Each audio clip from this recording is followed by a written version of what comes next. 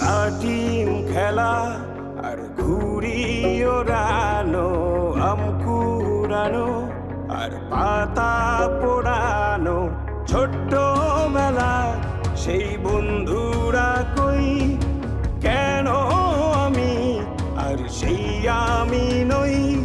আজ অনেক বছর পরে খুঁজে ফিরি,